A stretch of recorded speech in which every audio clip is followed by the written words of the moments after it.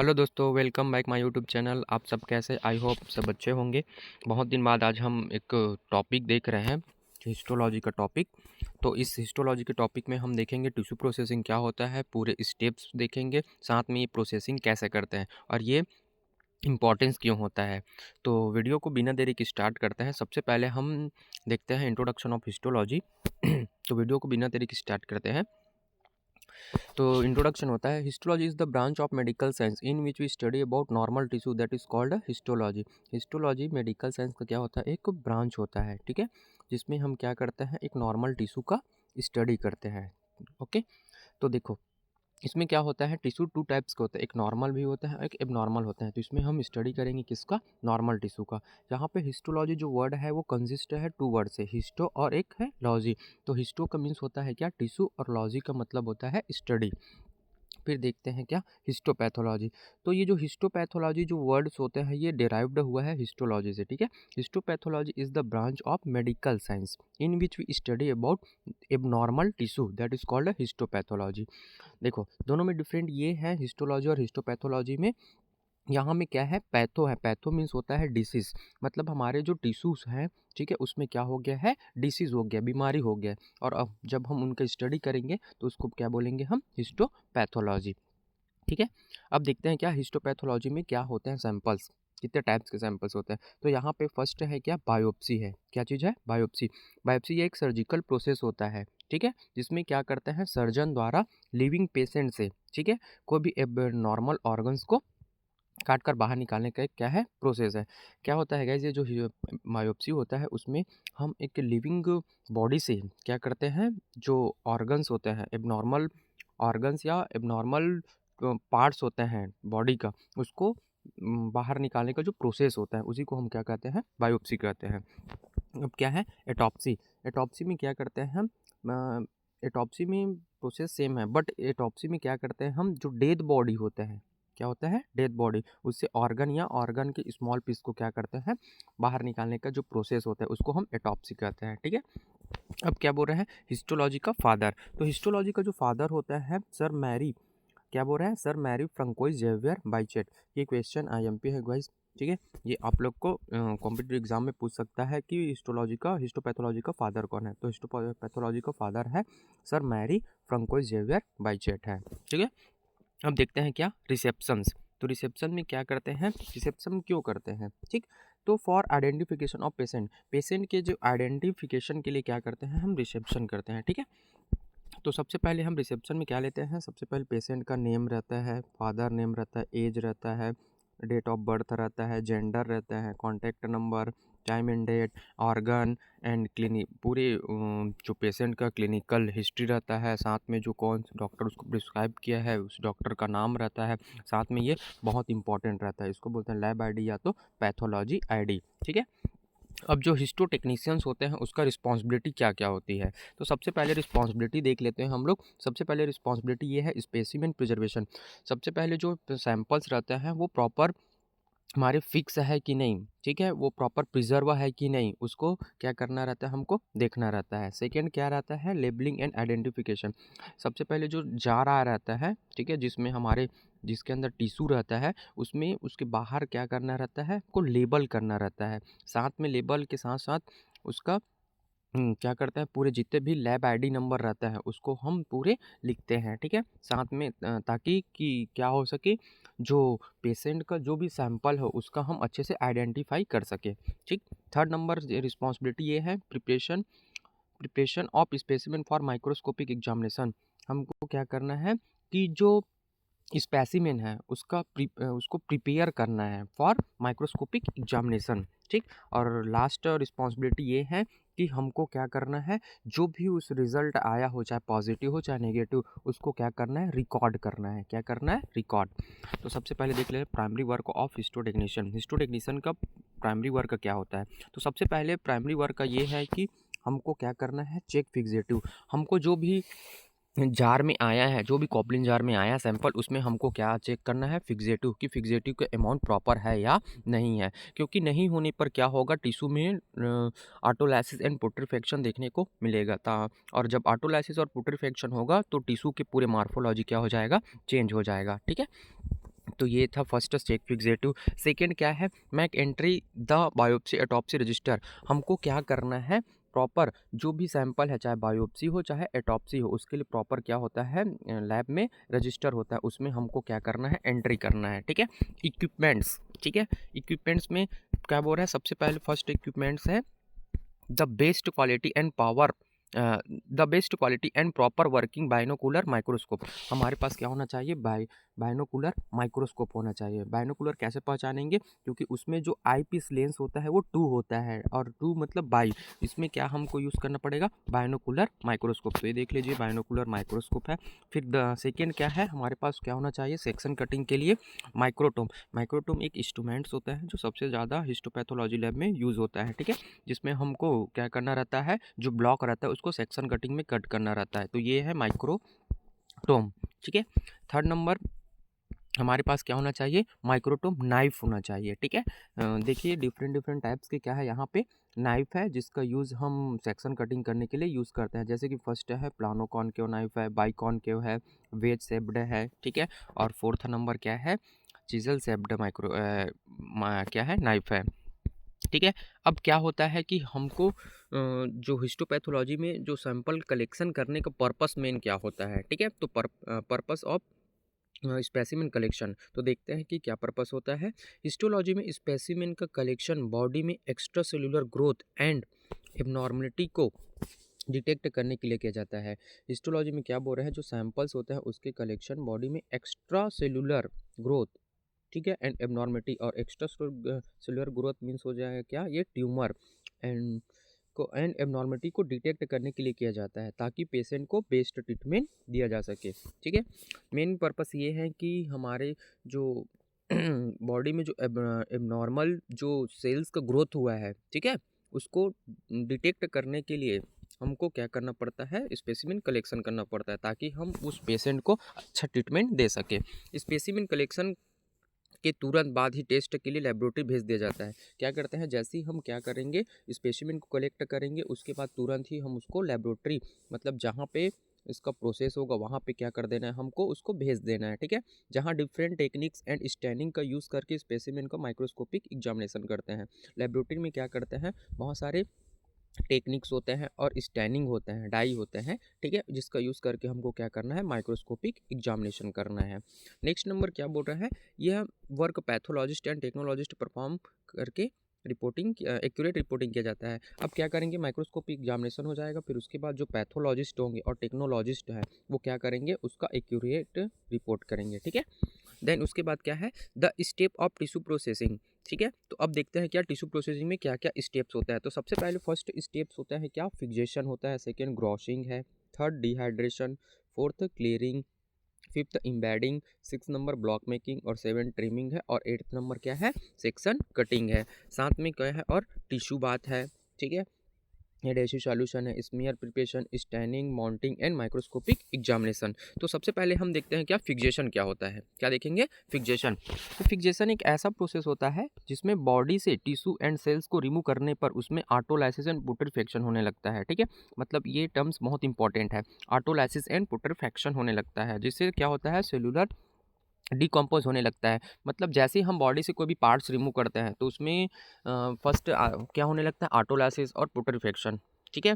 जिससे क्या होता है, सेलुलर डिकम्पोज, मतलब जो सेल्स होते हैं, कोशिका होते हैं, वो सड़ना गड़ना स्टार्ट हो जाता है। ठीक है। जिसमें मार्फोलॉजी चेंज हो जाता है। अगर वो क्या होगा, डिकम्पोज होगा, सेलुलर डिकम्पोज, जिससे क्या हो जाएगा, पूरे मार्फोलॉजी चेंज हो जाएगा। मार्फोलॉजी दैट मीन्स उसका जो आकार है, शेप साइज है, वो सभी क्या हो जाएगा, चेंज हो जाएगा। और जब जैसे चेंज होगा तो हम चेंज होगा तो क्या कर सकते हैं, क्या होगा, जो रिजल्ट है, जो लास्ट में माइक्रोस्कोपिक एग्जामिनेशन करेंगे तो उसमें जो रिजल्ट है वो क्या होगा, रॉन्ग हो सकता है। ठीक है। तो हमको डिकम्पोज होने नहीं देना है। ठीक है। टिश्यू टिश्यू को इन ऑटोलाइसिस एंड पुट्रीफैक्शन से प्रिवेंट करने के लिए फिक्सेशन का प्रोसेस किया जाता है। अब क्या करना है, वही जो टिश्यू जो डिकम्पोज हो रहा था, सेलुलर डिकम्पोज या टिश्यू में ऑटोलाइसिस और पुट्रीफैक्शन हो रहा था, उसे हमको क्या करना है, प्रिवेंट करना है, रोकना है। तो रोकने के लिए हम यहाँ पे यूज़ करेंगे क्या, फिक्सेशन का प्रोसेस। यह एक ऐसा प्रोसीजर होता है जिसमें स्पेसिफिक केमिकल का यूज़ किया जाता है। ठीक है। इसमें क्या करेंगे, हम एक स्पेसिफिक केमिकल सब्सटेंस का यूज़ करेंगे, जिससे क्या होगा, जो टिश्यू में ऑटोलाइसिस और पुट्रीफैक्शन हो रहा है वो रुक जाएगा, प्रिवेंट हो जाएगा, ठीक है। देन जो केमिकल सब्सटेंस जो यूज़ करते हैं, जिन्हें हम क्या कहते हैं, फिक्सेटिव करते हैं, ठीक है, याद रखिएगा, क्या कहते हैं, उसे फिक्सेटिव कहते हैं।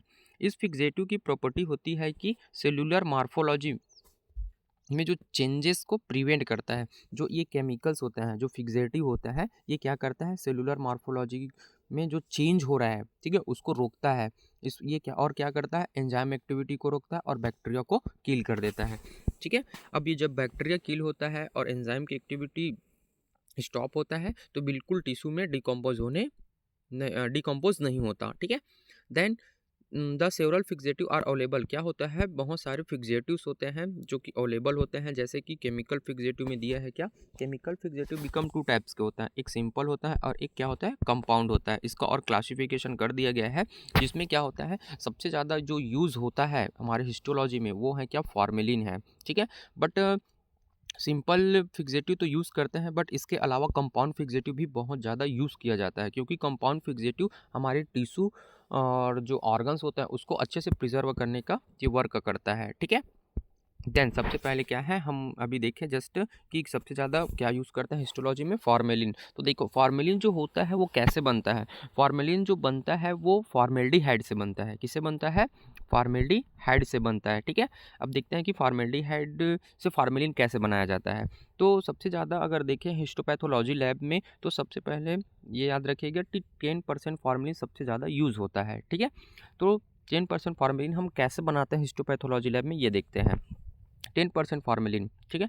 10% फार्मेलिन मोस्ट कॉमनली यूज़ किया जाने वाला एक फिक्सेटिव होता है, ठीक है। यह बेस्ट एंड चीपेस्ट होता है, मतलब एक अच्छा होता है और ये सस्ता होता है। इसको प्रिपेयर करने के लिए, मतलब इसको हमको तैयार करना है, ठीक है। तो तैयार करने के लिए क्या करना पड़ेगा, हमको 10 ml formaldehyde and 90 ml distil water लेते हैं, ठीक है। और डिस्टिल वाटर लेने के बाद उसको क्या करते हैं, अच्छे से उसको मिक्स कर देते हैं, ओके। ये देखिए क्या है, 10% फॉर्मेलिन है, क्या है ये, 10% फॉर्मेलिन। और ये याद रखिएगा कि जो कॉम्पिटिटिव एग्ज़ाम होता है उसमें क्वेश्चन आता है कि फॉर्मेल्डिहाइड मार्केट में कितने परसेंट में अवेलेबल रहता है। तो याद रखिए कि ये 38 से लेकर 40% में क्या रहता है, ये अवेलेबल होते हैं, ठीक है। ये जो 30 से 40% जो रहता है फॉर्मेल्डिहाइड, ये क्या होता है, आप लोग का एक एब्सोल्यूट फॉर्मेल्डिहाइड है। कैसा है ये, एब्सोल्यूट फॉर्मेल्डिहाइड है।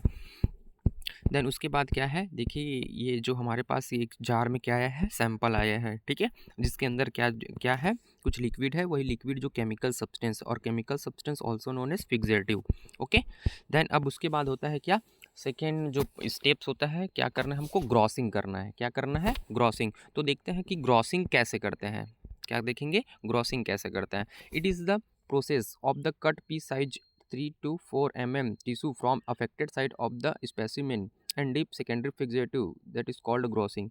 क्या बोल रहा है, जो भी हमारे पास सैंपल आया, जैसे ये सैंपल है, उसमें जो क्या रहता है, जो अफेक्टेड साइड रहता है, कौन सा साइड रहता है, अफेक्टेड। जैसे कि ये साइड में क्या है, कुछ सेलुलर ग्रोथ एक्स्ट्रा या ट्यूमर हो गया है, उस साइड को क्या करना है, स्कैपल्स के हेल्प से 3 to 4 mm साइज में क्या करना है, उसको कट करना है। और यही कट करने के बाद नेक्स्ट फिक्सेटिव में डिप करने का जो प्रोसेस होता है, इसको बोलते हैं ग्रॉसिंग। क्या बोलते हैं, ग्रॉसिंग। बट ग्रॉसिंग करते टाइम प्रॉपर क्या करना रहता है, जो भी साइड को कट कर रहे हैं उसका पूरा नेम लिखते हैं साथ में, ठीक है। और साथ में उसका शेप साइज मेज़रमेंट करके ही क्या करते हैं, ग्रॉसिंग किया जाता है। देन उसके बाद क्या है, डिहाइड्रेशन। थर्ड प्रोसेस क्या है, डिहाइड्रेशन। ये बहुत इंपॉर्टेंट एक प्रोसेस होता है, ठीक है। तो डिहाइड्रेशन क्या होता है, ये देख लेते हैं। तो डिहाइड्रेशन मीन्स होता है removal of water from tissue, that is called dehydration, ठीक है। टिश्यू में प्रेजेंट वाटर को क्या करना है, हमको रिमूव करना है। किसको रिमूव करना है, वाटर को। और यही वाटर को रिमूव करने का जो प्रोसेस है उसको कहते हैं क्या, डिहाइड्रेशन। तो टिश्यू में प्रेजेंट वाटर मॉलिक्यूल्स को रिमूव करने का प्रोसेस है, डिहाइड्रेशन कहलाता है। इस प्रोसेस के लिए 6 कॉपलिन जार का यूज़ किया जाता है। क्या बोल रहा है, इस जो प्रोसेस में हमको 6 कॉपलिन जार यूज़ करना है, ठीक है। डिहाइड्रेशन के प्रोसेस में एथिल अल्कोहल या अल्कोहल यूज़ किया जाता है, जिसका कॉन्सेंट्रेशन सभी कॉपलिन जार में डिफरेंट होता है। जो भी हम इसमें कॉपलिन जार यूज़ करेंगे, उस कॉपलिन जार में जो अल्कोहल का जो कॉन्सेंट्रेशन रहेगा, वो सभी कॉपलिन जार में क्या रहता है, डिफरेंट होता है, ठीक है। सभी कॉपलिन जार में स्पेसिमेन को 1 हावर्स के लिए रखता है, ठीक है। जैसे कि हमारे पास 6 कॉपलिन जार आया, ठीक है। पहले 6 कॉपलिन जार को हमको क्या कर देना है, लेबल कर देना है। देन लेबल करने के बाद क्या करना है, सभी जो कॉपलिन जार रहेगा, ठीक है, जो 6 कॉपलिन जार रहेगा वो सभी कॉपलिन जार में क्या करना है, 1 हावर के लिए हमको सभी कॉपलिन जार में डीप करना है, ठीक है। और इसका जो कॉन्सनट्रेशन का जो ग्रेड रहेगा वो असेंडिंग ग्रेड में रहेगा। असेंडिंग ग्रेड मीन्स कैसे कि पहले 70% रहेगा, फिर 80%, फिर 90, फिर 95, फिर एब्सोल्यूट, फिर क्या रहेगा एब्सोल्यूट। सभी में आपको 1 हावर के लिए क्या करना है, डिप करना है। फिर ये डिहाइड्रेशन का प्रोसेस प्रॉपर हुआ है या नहीं, कंप्लीट कि रिमूव वाटर मॉलिक्यूल्स रिमूव हुआ है या नहीं, उसको चेक करने के लिए क्या करते हैं, कन्फर्मेशन टेस्ट करते हैं। तो देखते हैं कन्फर्मेशन टेस्ट कैसे करते हैं, ठीक है। तो confirmation test for dehydration, water tissue sample से पूरी तरह रिमूव हुआ या नहीं चेक करने के लिए क्या करते हैं, 1 पिच कॉपर सल्फेट डालते हैं। क्या डालेंगे, CuSO4 डालते हैं, ठीक है, कॉपर सल्फेट डालना है। और कितना डालना है आपको, 1 पिच, ठीक है।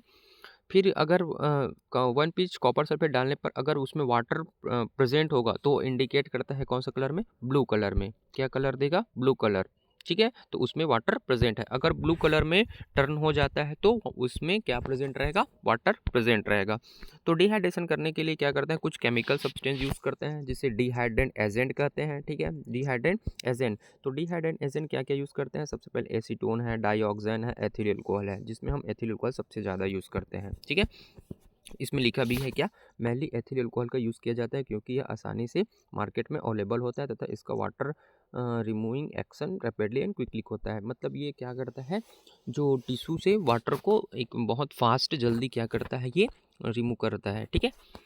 देन उसके बाद क्या है, फोर्थ स्टेप्स है। फोर्थ स्टेप्स का नाम क्या है, क्लियरिंग, ठीक है। क्या नाम है, क्लियरिंग। और clearing also known as dealcoholization, इसको और क्या बोलते हैं, डी एल्कोलाइजेशन। मतलब अब हम क्या करेंगे, क्लियरिंग के प्रोसेस में जो सेल्स के अंदर जो वाटर था उसको रिमूव करने के लिए हम क्या यूज़ किए थे वहाँ पे, एल्कोहल। अब एल्कोहल क्या होगा, टिश्यू के अंदर अंदर क्या होगा, ये प्रेजेंट होगा। अब वो एल्कोहल को रिमूव करने के लिए हमको क्या करना है, आपको क्लियरिंग करना है, ठीक है। तो क्लियरिंग को डी एल्कोलाइजेशन भी कहते हैं, ठीक है। टिश्यू से वाटर रिमूव होने के बाद टिश्यू के अंदर इंट्रासेल्युलर स्पेस में एल्कोहल इंटर कर जाता है। इसे रिमूव करने के लिए हमको क्या करना है, क्लियरिंग का प्रोसेस करना है, ठीक है। देन उसके बाद क्या है, प्रोसीजर कैसे हैं। तो प्रोसीजर हैं, देखते हैं प्रोसेस। सबसे पहले तो इस प्रोसेस में हमको यूज़ करना पड़ेगा क्या, ज़ाइलिन। क्या यूज़ करना पड़ेगा, ज़ाइलिन। ज़ाइलिन क्या होता है, एक बेस्ड केमिकल्स होते हैं जो कि इंट्रासेलुलर स्पेस से अल्कोहल को ये क्विकली से क्या करता है, रिमूव करता है। तो यह प्रोसेस में ज़ाइलिन का 2 कॉपलिन जार लेते हैं। कितना कॉपलिन जार लेते हैं, 2। और उसको क्या करना है, हमको लेबल करना है। लेबल किससे करना है, ज़ाइलिन 1 और ज़ाइलिन 2 से, ठीक है। तो सबसे पहले ज़ाइलिन 1 देखते हैं, ठीक है। ज़ाइलिन 1 यह कैप्लिन जार में टिश्यू सैंपल्स को 2 हावर्स के लिए डीप करते हैं जिससे अल्कोहल रिमूव हो जाता है। आपको क्या करना है, 2 कॉपलिन जार रहेगा ऐसे, दोनों कॉपलिन जार को पहले लेबल करना है। इसमें फर्स्ट में क्या करना है, हमको जो टिश्यू होगा उसको 2 हावर्स के लिए डिप कर देना है। और सेकेंड में क्या करना है, हमको 1 हावर के लिए डिप करना है। देख लेते हैं ज़ाइलिन सेकेंड। यह कॉपलिन जार में टिश्यू सैंपल को 1 हावर के लिए डिप करते हैं। डिप मतलब डुबा के रखना है, जिससे बचा हुआ अल्कोहल कंप्लीटली क्या हो जाता है, रिमूव हो जाता है। तो ऐसे क्या करना है, हमको क्लियरिंग का प्रोसेस करना है। देखो यहाँ पे 2 कॉपलिन जार लिया गया है, ठीक है। देन उसके बाद होता है क्या, क्लियरिंग एजेंट कि कौन कौन सा और केमिकल्स होता है जो अल्कोहल को क्विकली रिमूव कर सकते हैं। तो सबसे पहले तो ज़ाइलिन हम अभी यूज़ किए थे, ठीक है। इसके अलावा हम यूज़ कर सकते हैं बेंजीन, टॉल्विन और क्लोरोफॉर्म, ठीक है। बट ज़ाइलिन सबसे अच्छा एक गुड क्लियरिंग एजेंट होता है जो टिश्यू को बिना इफेक्ट किए क्या करता है, क्विकली एंड रैपिडली अल्कोहल को रिमूव करता है, ठीक है। यह अल्कोहल एंड वैक्स के साथ मिसिबल होता है। हम ज़ाइलिन क्यों यूज़ करते हैं, क्योंकि ये जो अल्कोहल और वैक्स है उसके साथ अच्छा से क्या होता है, मिक्स होता है, मिक्सिबल, ठीक है। देन यह बेस्ट एंड चीपेस्ट होता है। ज़ाइलिन इजली से मार्केट में अवेलेबल होता है। ये क्या होता है, बेस्ट मतलब अच्छा होता है, चीपेस्ट दैट मीन्स सस्ता होता है, ठीक है। और ज़ाइलिन जो है मार्केट में जल्दी से क्या रहता है, ये मिल जाता है हमको, ठीक है। टिश्यू को ज़ाइलिन में 2 से 3 हावर्स से ज़्यादा नहीं रखना चाहिए, क्योंकि क्या बोल रहा है, जो टिश्यू होता है, टिश्यू सैंपल्स होता है, उसको ज़ाइलिन में ज़्यादा टाइम्स के डीप करके नहीं रखना है, क्योंकि वो ज़्यादा टाइम के डीप करने पर क्या कर देता है, टिश्यू को श्रिंक कर देता है। और श्रिंक जब होगा तो क्या होगा, टिश्यू की मॉर्फोलॉजी चेंज हो जाएगा। डिसएडवांटेज ऑफ ज़ाइलिन, ठीक है। तो देख लेते हैं कि क्या डिसएडवांटेज होता है ज़ाइलिन का। तो ये हाईली इन्फ्लामेबल होता है, ठीक है, ज्वलनशील होता है। अगर ये फ्लेम के कॉन्टेक्ट में आएगा तो वहाँ पे ये जल सकता है, ठीक है, ब्लास्ट होने का चांस रहता है। टिश्यू को 2 से 3 हावर से ज़्यादा डीप करके नहीं रखना है, ठीक है, क्योंकि ये क्या कर देता है, टिश्यू को हार्ड कर देता है, ठीक, अब है क्या, फिफ्थ नंबर स्टेप्स है एम्बेडिंग। तो देखते हैं हम एम्बेडिंग कैसे करते हैं। एम्बेडिंग का प्रोसेस एक प्रोसेस है जिसमें हम टिश्यू वैक्स बाथ में 56 टू 58 डिग्री सेल्सियस में 4 आवर्स के लिए रखा जाता है। जो टिश्यू सैंपल्स होते हैं ग्रोसिंग प्रोसेस में, जो छोटा सा एक पीस साइज में जो कट किए थे टिश्यू, ठीक है, उसको क्या करना है, हमको वैक्स बाथ में हम 4 आवर्स के लिए उसमें डिप करके रख देना है। ठीक है, वैक्स बाथ में पैराफिन वैक्स यूज़ किया जाता है। और ये याद रखेगा कि जो वैक्स बाथ होते हैं, ठीक है, उसमें क्या करते हैं, हम पैराफिन वैक्स यूज़ करते हैं। ठीक है, देन उसके बाद है क्या, ये है हमारे वैक्स बाथ, इसको क्या बोलेंगे हम, वैक्स बाथ बोलेंगे। ठीक है, यह 2 प्रोसेस में कंप्लीट होता है। इसमें दो प्रोसेस होता है, एक इन्फिल्ट्रेशन होता है और एक क्या होता है, इम्प्रेग्नेशन होता है। ठीक है, तो देखते हैं ये प्रोसेस हम। इन्फिल्ट्रेशन एक ऐसा प्रोसेस है जिसमें टिश्यू के अंदर प्रेजेंट ज़ाइलिन को रिमूव किया जाता है। याद रखिएगा कि जो इन्फिल्ट्रेशन में हम क्या करते हैं, इस प्रोसेस में हमको ज़ाइलिन को क्या करना रहता है, रिमूव करना रहता है। ठीक है, देन इम्प्रेग्नेशन, टिश्यू के अंदर ज़ाइलिन रिमूव होने के बाद, अब ये क्या हुआ, ज़ाइलिन जो रिमूव हुआ, ठीक है, ये रिमूव होने के बाद क्या करना है हमको रिमूव होने के बाद क्या करना है हमको, इसके अंदर वैक्स एंटर कराना है। ठीक है, और वैक्स एंटर करने का जो प्रोसेस होता है, इसको बोलते हैं हम क्या चीज़, इम्प्रेग्नेशन। क्या बोलेंगे, इम्प्रेग्नेशन। देन क्या है इसमें, क्या है इस प्रोसेस में, और क्या है इस प्रोसेस में, टिश्यू एंड सेल्स के बिटवीन इंटरसेलुलर स्पेस में वैक्स फिल हो जाता है। मतलब क्या बोलना चाह रहा है, जो सेल्स होते हैं ऐसे, ठीक है, ग्रुप ऑफ सेल्स, और ग्रुप ऑफ सेल्स को हम बोलते हैं क्या चीज़, टिश्यू बोलते हैं। ठीक है, तो इस टिश्यू में क्या होता है, एक्स्ट्रा सेलुलर स्पेस होता है, जैसे कि ये हो गया एक्स्ट्रा सेलुलर स्पेस। ये एक्स्ट्रा सेलुलर स्पेस में क्या हो जाता है, हमारे जो वैक्स होते हैं, क्या होता है, वैक्स, ये क्या हो जाता है, फिल हो जाता है। ये वैक्स क्या करता है, हमारे जो टिश्यू होता है उसको रिजिड करता है, थोड़ा मजबूती प्रोवाइड करता है, ताकि हम माइक्रोटोम में जब हम माइक्रोटोमी कर सके, सेक्शन कटिंग कर सके, तो ये टिश्यू और सेल्स को किसी भी प्रकार से डैमेज ना करे। ठीक है, ये बोलना चाह रहा है, जिसमें जब हम टिश्यू सेक्शन कटिंग किया जाता है तो डैमेज एंड रप्चर सिंकेज से प्रिवेंट करता है। मतलब ये हमारे जो टिश्यू होता है उसको श्रिंक होने नहीं देता। ठीक है, सिकुड़ने नहीं देता, और साथ में इसकी जो हाँ बोल सकते हो कि रप्चर होने नहीं देता। ठीक है, देन उसके बाद है क्या, 6 नंबर स्टेप्स हैं ब्लॉक मेकिंग। अब हमको क्या करना है, ब्लॉक बनाना है। तो ब्लॉक मेकिंग कैसे करते हैं हम, ठीक है, ये देखते हैं। ब्लॉक मेकिंग बनाने के लिए हमको क्या चाहिए, 2L मोल्ड, 2L शेप का क्या चाहिए, मोल्ड चाहिए, जो कि मेटल का बना रहता है। ठीक है, यह मेटल का बना हुआ होता है, जिससे कॉम्पोजिशन ब्रास और कॉपर होता है। जो एल मोल्ड होता है उसका जो कॉम्पोजिशन क्या होता है, ब्रास और कॉपर होता है। ठीक है, इसको एल मोल्ड क्यों बोल रहे हैं, क्योंकि इसका जो शेप होता है वो एल शेप होता है। देखिए ये कैसे है, ये एल शेप है। ठीक है, एल शेप्ड को अपोजिट डायरेक्शन में अरेंज करते हैं, जिससे कि एक स्क्वायर शेप बन जाता है। क्या करना है हमको, दोनों ये जो एल शेप का जो मेटल का बना हुआ है उसको अपोजिट डायरेक्शन में क्या करना है, हमको अरेंज करना है, जिससे क्या होता है, बीच में एक स्क्वायर शेप का स्ट्रक्चर बनता है। इस स्क्वायर शेप के अंदर few drop melted paraffin wax डालना है। क्या करना है हमको, मेल्टेड पैराफिन वैक्स डालना है, कुछ ही ड्रॉप डालना है। ठीक है, पूरा नहीं डालना है आपको, पूरा फिल नहीं करना है। देन उसके बाद सैंपल ऐड करते हैं। सैंपल ऐड होने के बाद उसमें कंप्लीटली मेल्टेड पैराफिन वैक्स को फिल कर देते हैं। ओके, देन उसके बाद क्या करना है, नॉर्मल रूम टेम्परेचर में छोड़ देते हैं, जिससे वो सॉलिड हो जाता है। ओके, फिर क्या करना है हमको, उसको नॉर्मल रूम टेम्परेचर में छोड़ देना है, जिससे वो सॉलिड हो जाता है। फिर उसे प्रॉपर सेट करने के लिए, टेम्परेचर मेंटेन करने के लिए उसे आइस क्यूब या उसको सॉलिड आइस क्यूब या फ्रिज में क्या कर देते हैं, उसको रख देते हैं, जिससे क्या हो जाता है, सॉलिड ब्लॉक बन जाता है। तो देखते हैं हम इस स्टेप को कैसे करते हैं। सबसे पहले एल मोल्डा लेते हैं। कितना एल मोल्डा लेना है, 2 एल मोल्डा लेना है। ये 2 एल मोल्डा ले लिया, उसको अरेंज कर दिया अपोजिट डायरेक्शन में। जब अपोजिट डायरेक्शन में अरेंज किया तो क्या हुआ, यहाँ पे स्क्वायर शेप का स्ट्रक्चर बना।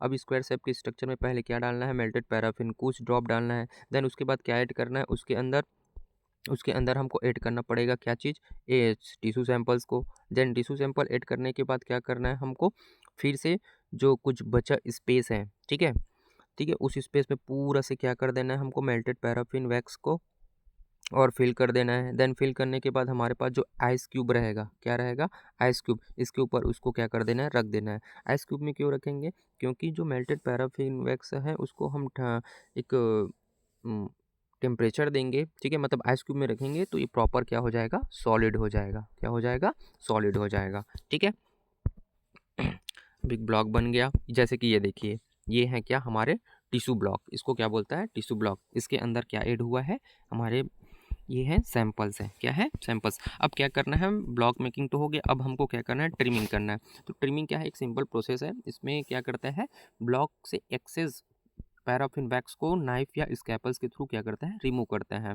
ठीक है, मतलब जो जैसे कि ये ब्लॉक बना है, तो ब्लॉक को प्रॉपर शेप देने के लिए एक्स्ट्रा जो वैक्स रहता है उसको क्या करना है, हमको यहाँ से रिमूव करता है। ठीक है, रिमूव क्यों करते हैं, सेक्शन कटिंग के लिए रेडी करना ट्रिमिंग कहलाता है। ठीक है, रिमूव क्यों करते हैं, क्योंकि क्या होता है, माइक्रोटोम में एक ब्लॉक होल्डर रहता है। अगर ब्लॉक एक्सेस पैराफिन वैक्स रहेगा तो वो ब्लॉक होल्डर में जो ब्लॉक है वो फिट नहीं होगा। ठीक है, इस कारण हम उसको क्या करना रहता है, ट्रिमिंग करना रहता है। ठीक है, अब क्या करना है, हमको सेक्शन कटिंग करना है। सेक्शन कटिंग मतलब section cutting also known as microtomy. Microtomy क्यों बोल रहे हैं, क्योंकि सेक्शन कटिंग हम एक इंस्ट्रूमेंट से करते हैं, वो इंस्ट्रूमेंट का नाम है माइक्रोटोम।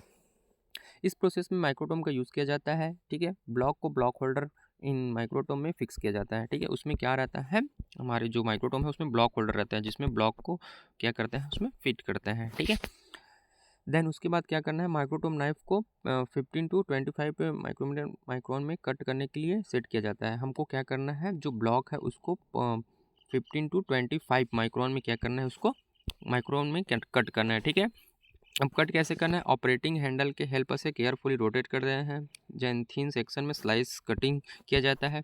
क्या होता है, यहाँ पे एक होल्डर होता है, ऑपरेटिंग होल्डर। ठीक है, उसमें क्या करना रहता है, उसको केयरफुली रोटेट करना रहता है। ये है ब्लॉक होल्डर जिसमें ब्लॉक को फिट करते हैं, और ये है क्या, माइक्रोटोम नाइफ, जिसमें क्या करना रहता है, माइक्रोटोम नाइफ को उसमें वहाँ पे एक स्पेस होता है जहाँ फिट करना रहता है, ब्लॉक को अपने ब्लॉक होल्डर में फिट करना है। फिर केयरफुली क्या करते हैं, इस हैंडल को रोटेट करते हैं, जिससे क्या होता है, थिन सेक्शन में ये जो हमको एक अगर देखें रिबन लाइक एक स्लाइस मिलता है। ठीक है, ये रिबन लाइक स्लाइस से ही हमको क्या करना है, अब हमको स्मीयर प्रिपरेशन करना है। तो उससे पहले कुछ और स्टेप्स होता है वो देख लेते हैं।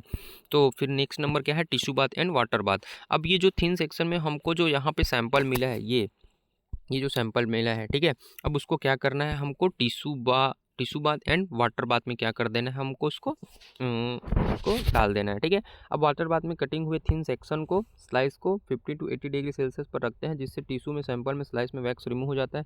मतलब जो स्लाइस मिला है ऐसे पतला स्लाइस, उसको हमको क्या कर देना है, वाटर बाथ में डाल देना है। अब वाटर बाथ में क्यों डालते हैं, क्योंकि हम ब्लॉक के बनाने के टाइम इसमें हम यूज़ किए थे क्या चीज़, वैक्स। तो हमको क्या करना है, अब यहाँ पे डी वैक्स करना है। डी वैक्स मतलब यहाँ पे जो वैक्स लगा हुआ है उसको हमको रिमूव करना है। ठीक है, फिर बोल रहे हैं, और वैक्स को क्या बोल रहे हैं, ये देख लीजिए, ये जो सैंपल स्लाइस में वैक्स रिमूव हो जाता है। ठीक है, इसमें डालने पे जो स्लाइस को इस वैक्स वाटर बाथ में डालने पर क्या होता है, वैक्स रिमूव हो जाता है। अब रिमूव कैसे होता है कि यहाँ पे जो वैक्स होता है उसका जो मॉलिक्यूलर वेट होता है, वजन होता है, वो तो कंपेयर टू सैंपल, ठीक है, वो ज़्यादा होता है। ठीक है, जिससे क्या होता है, वो मेल्ट होकर हमारे वाटर बाथ के नीचे में ये सेटल डाउन हो जाता है। ठीक है, और टिश्यू ऊपर में क्या करते रहता है, फ्लॉट करते रहता है। ठीक है, अब हमको क्या करना है, इसको इसको बनाना है, स्मीयर प्रिपरेशन करना है। तो स्मीयर प्रिपरेशन करने से पहले हमको क्या करना है, हमारे पास कुछ रिक्वायरमेंट्स होना चाहिए, जैसे कि फर्स्ट है क्या, एडहेसिव सॉल्यूशन। क्या सॉल्यूशन, एडहेसिव सॉल्यूशन। तो एडहेसिव सॉल्यूशन कैसे प्रिपेयर करते हैं ये देखते हैं। ठीक है, तो एडहेसिव सॉल्यूशन प्रिपेयर करने के लिए हमको चाहिए क्या, एक चाहिए। ठीक है, और एक के साथ साथ क्या चाहिए, ग्लिसरॉल चाहिए। ठीक है, मैं आप लोग को शॉर्ट में बता रहा हूँ कि एडहेसिव सॉल्यूशन कैसे प्रिपेयर किया जाता है। ठीक है, तो एक चाहिए, एक का क्या रहता है, वाइट वाला पार्ट। ठीक है, और एक रहता है येलो पार्ट। तो येलो पार्ट को हमको नहीं लेना है। ठीक है, हमको लेना है वाइट वाला पार्ट, और साथ में हमको चाहिए क्या, ग्लिसरॉल चाहिए।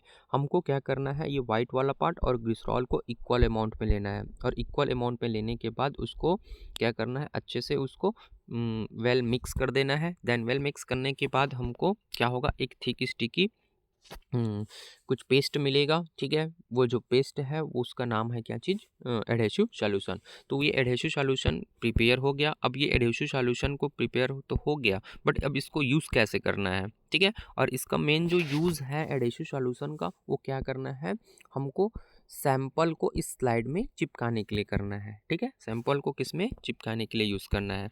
तो प्रिपेयर कैसे करना है, ठीक है, तो प्रिपेयर करने के लिए देखिए, एडहेसिव सॉल्यूशन आप प्रिपेयर भी कर सकते हैं और ये मार्केट में भी अवेलेबल रहता है। तो प्रिपेयर कैसे करना है, अब स्मीयर प्रिपरेशन। ठीक है, तो स्मीयर प्रिपेयर करने के लिए new dry clean slide use करना है, ठीक है। हमको क्या करना है, न्यू ड्राई होना चाहिए और क्लीन स्लाइड लेना है, ठीक है। ये जैसे कि यहाँ पे है, ये ले लिए, ठीक। इसके बाद क्या करना है हमको, इस स्लाइड में क्या करना है, इस जो स्लाइड है उसमें फ्यू ड्रॉप, कुछ ड्रॉप क्या करना है, एडेसिव सॉल्यूशन डालना है, ठीक है।